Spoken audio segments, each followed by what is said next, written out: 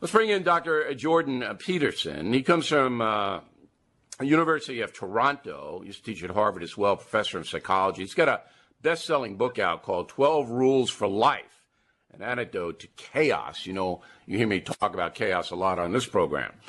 Anyway, Dr. Peterson has been in the forefront of fighting for free speech on college campuses and attacking political correctness. So I want to walk through this with you, Doctor.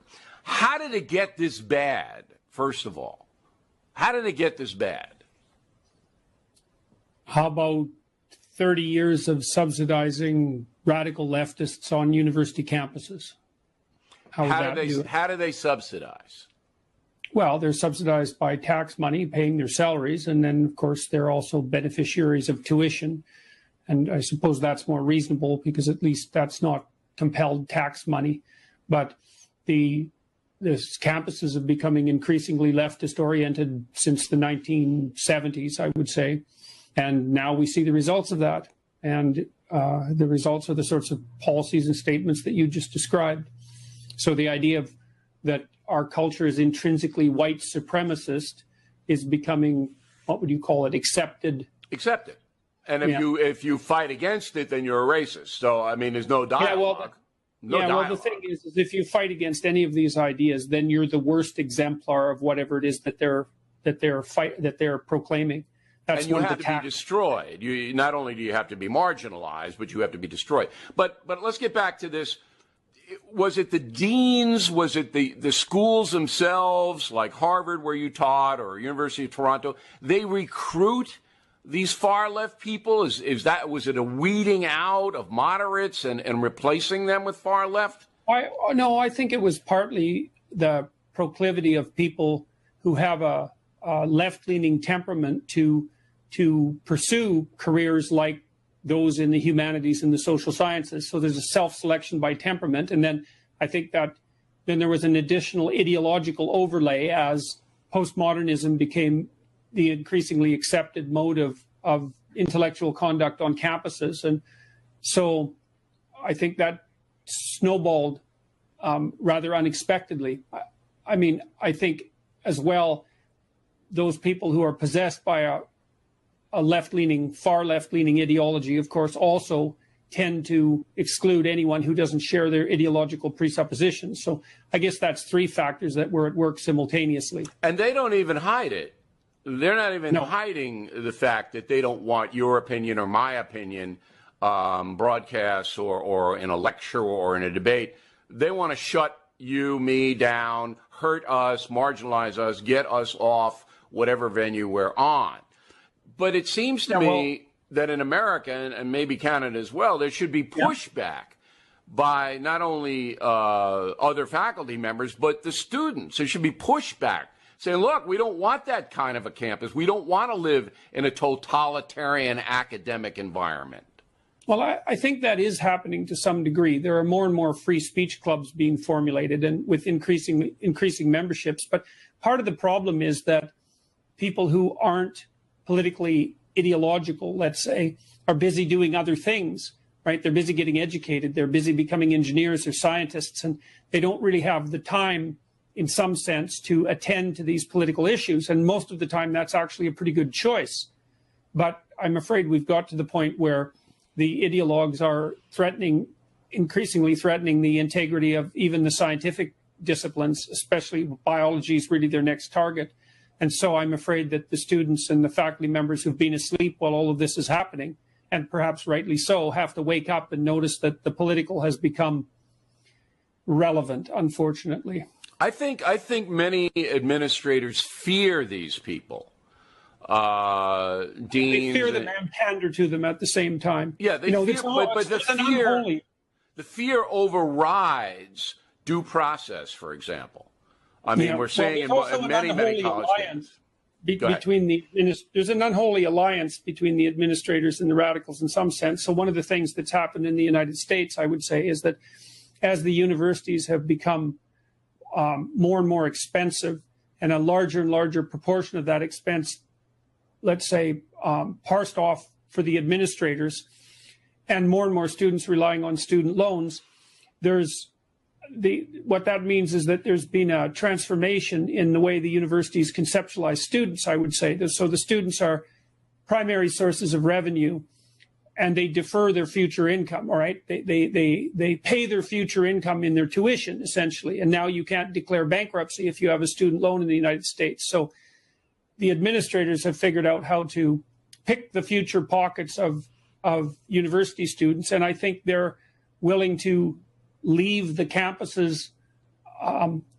They're not willing to discipline the students or to hold them accountable, because that would interfere with treating them in the kind of consumer-friendly manner that increases the probability that they're going to stay in university and rack up debt that they can't drop.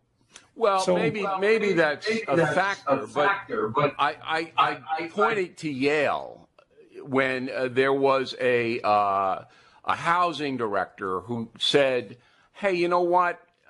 This Halloween costume political correctness, this is insane. You want to dress up with a Mexican hat, go have fun. And that woman and her husband, who taught at Yale as well, had to leave. They were forced out of the university. All right? Nobody in the administration came to their aid. And that's when I'm talking about fear. I've seen colleges. I went to the Kennedy School at Harvard. You know it well, correct? Yeah. All right. In the mid-'90s, there wasn't any of this. I mean, it tilted left, but it had a big cadre of military people coming in for mid-career degrees. And therefore, it was kind of sane. Right now, the Kennedy School, if you go into the Shorenstein Press Center, every single instructor, every single one, is left or far left. There isn't any moderate people there, and that's because of the administration. They're afraid to hire anybody who's moderate. Yeah, well, I don't know if it's the administration precisely or just the way the hiring process is folded out across time. You know, you can get positive feedback loops developing in systems without anyone really planning them, you know, and I think that's partly happened at the universities. Not that I'm excusing it, but it's definitely the case that moderate or conservative voices are almost entirely lacking. So is that the same thing in Canada too? Oh, absolutely. Yeah, especially in the humanities and the social sciences. Well, it's not so bad in the STEM fields. Oh, yeah, it's the same thing everywhere in the Western world, as far as I can tell. So then this dovetails into your book, 12 Rules for Life. Because if you have only one power structure on a college campus or in a country or in a town, okay, you're going to have chaos. Okay, because that power structure is going to be able to impose its will on you. And that's what we're seeing in America. We are seeing that, and I'm sure you know this, we are seeing an attack on the President of the United States by the media that's unprecedented. They want him out of there. They're not reporting. They're trying to hang him. They want him out. The corporate chieftains want him removed. It's not about reporting anymore. And the chaos that's ensued, whether you like Trump or not, I don't know how the man does his job every day. Yeah, well, it reminds me of the political situation that surrounded Nixon in the 70s. You know, this is the last time that I saw that much political tension, I think, emanating from the United States, internal political tension. So it's a different situation, though. Yeah, well, it is. Because this is naked advocacy for money, too. I mean, the people who are on the side of removing President Trump, they can make big money. And then you have the women's movement that we now know is tied into the far left, all right? And you have this unbelievable massing of totalitarian forces. I think it's really frightening. Well, part of the problem, Bill, as far as I can tell, is that there's no simple way of clearly defining the ideas on the left that go too far.